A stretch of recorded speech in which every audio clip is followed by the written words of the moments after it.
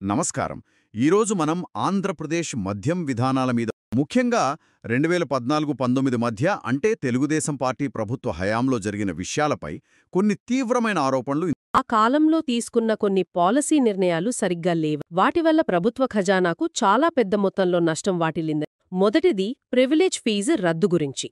సాధారణంగా మద్యం అమ్మకాలకు లైసెన్స్లిచ్చినప్పుడు ప్రభుత్వం ఒక ఫీజు వసూలు చేస్తుంది. ఈ ప్రివిలేజ్ ఫీజుని అప్పటి ప్రభుత్వం సరైన పద్ధతిలో, అంటే క్యాబినెట్ ఆమోదంగాని ఆర్థిక శాఖ ఆమోదంగాని లేకుండా రద్దు చేసింది. దీనికోసం జీవో 218 అనే ఒక ఉత్తర్వు, చీకటి జీవో అంటే ఒక ముఖ్యమైన ఆర్థిక నిర్ణయం సరైన ప్రొసీజర్ ఫాలో అవ్వకుండా జరిగింది. 2015 జూన్ సెప్టెంబర్ ప్రాంతంలో ఈ ప్రాసెస్ మొదలైంది.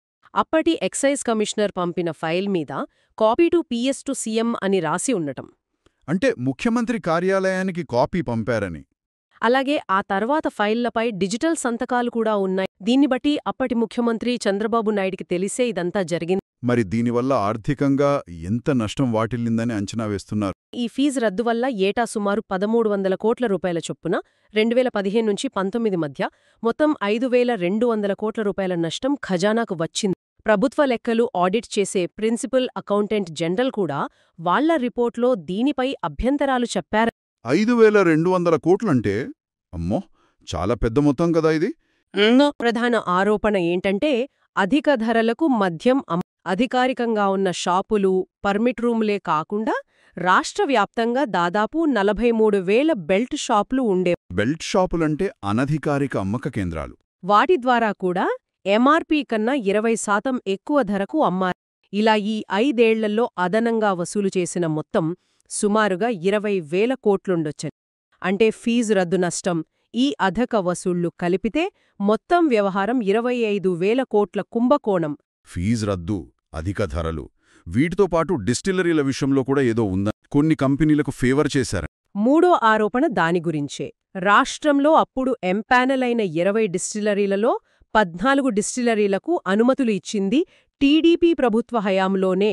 ఇది కూడా 2014 నవంబర్లో వచ్చిన జీవో 993 ప్రకారం ఏర్పాటైన కమిటీ సిఫారసులకు వ్యతిరేకంగా. ముఖ్యంగా 2017-18, 2018-19 సంవత్సరాల్లో చూస్తే కేవలం 5 డిస్టిలరీలకే మొత్తం మద్యం కొనుగోలు ఆర్డర్లలో 69% పైగా ఇచ్చారు. Pearl Distilleries, Pernod Ricard, SVR, Allied Blenders, SPY Agro, Sentini Bio, ఇలా కొన్ని పేర్లను. యనమల రామకృష్ణుడు వియ్యంకుడు, పుట్టా సుధాకర్ యాదవ్ పేరు, ఆదికేశవుల నాయుడు కుటుంబం, SPY రెడ్డి కుటుంబం, అలాగే అయ్యన్నపాత్రుడు కుటుంబానికి చెందిన విశాఖ డిస్టిలరీస్, ఇలా కొన్ని పేరు. అంతేకాదు ఇదే టైంలో దాదాపు 200 కొత్త బ్రాండ్లను, అంటే జనాలకు పెద్దగా తెలియని బ్రాండ్లను ప్రవేశపెట్టారు. President medal, governor reserve, power star, ఇలాంటి పేర్లు కొన్నున్నాయి. ఇన్ని ఆరోపణలున్నాయి కదా, మరి వీటిపై ఏమైనా చట్టపరమైన చర్యలు తీసుకున్నారా? కేసులు వంటివి. 2023లో CID రంగంలోకి దిగింది. ఈ ఆరోపణల కింద అప్పటి సీఎం చంద్రబాబు నాయుడు, అప్పటి మంత్రి కొల్లు రవీంద్ర, ఇంకా ఒక IAS అధికారి నరేష్ మీద IPC అవినీతి నిరోధక చట్టం కింద కేసు నమోదు. ప్రస్తుతం నాయుడు బెయిల్పై ఉన్నారు. 2014-19 టీడీపీ పాలన గురించిన ఆరోపణలు. మరి ఆ తర్వాత వచ్చిన వైఎస్ఆర్సీపీ ప్రభుత్వం 2019-24 విధానాలు. వైఎస్ఆర్సీపీ ప్రభుత్వం వచ్చాక కొత్త డిస్టిలరీలకు పర్మిషన్లు ఇవ్వలేదు.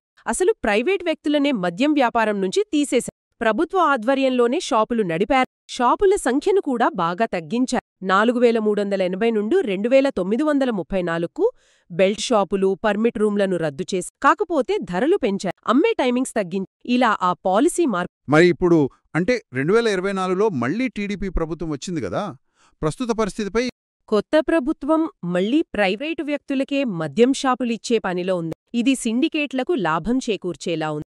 మళ్లీ MRP కన్నా 25% ఎక్కువకు అమ్ముతున్నారు. దాదాపు 75,000 బెల్ట్ షాపులు మళ్లీ మొదలయ్యాయని. అంటే మళ్లీ పాత పద్ధతులే వస్తున్నాయి. మొత్తమీద చూస్తే 2014-19 నాటి మద్యం విధానాలపై చాలా వివరాలతో కూడిన ఆరోపణలున్నాయి. ఫీజు రద్దు, అధిక ధరలు, డిస్టిలరీలకు మేలు చేయడం, కొత్త బ్రాండ్లు, దానిపై CID కేసు, ఆ తర్వాత వచ్చిన మార్పులు, మళ్ళీ ఇప్పుడు వస్తున్నాయని చెప్తున్న మార్పులు అన్నీ కవర్ చేశారు. కొన్ని ప్రశ్నలు కూడా లేవనెత్తాంది. అసలు మద్యం అమ్మకాల విధానం ఎలా ఉండాలి? ప్రైవేట్ చేతిలో ఉండాలా? ప్రభుత్వ నియంత్రణలో ఉండాలా? షాపులు ఎక్కువ ఉండాలా? తక్కువ ఉండాలా? ధరలు తక్కువ పెట్టి ఎక్కువ అమ్మితే మంచిదా? ఎక్కువ పెట్టి నియంత్రిస్తే మంచిదా? ఏ విధానంలో అవినీతికి ఆస్కారం ఎక్కువ ఉంటుంది అనేది కూడా ఒక ప్రశ్న కదా. కొన్ని డిస్టిల్లరీలకే ఎక్కువ వ్యాపారం ఇవ్వడం ఎంతవరకు కరెక్ట్?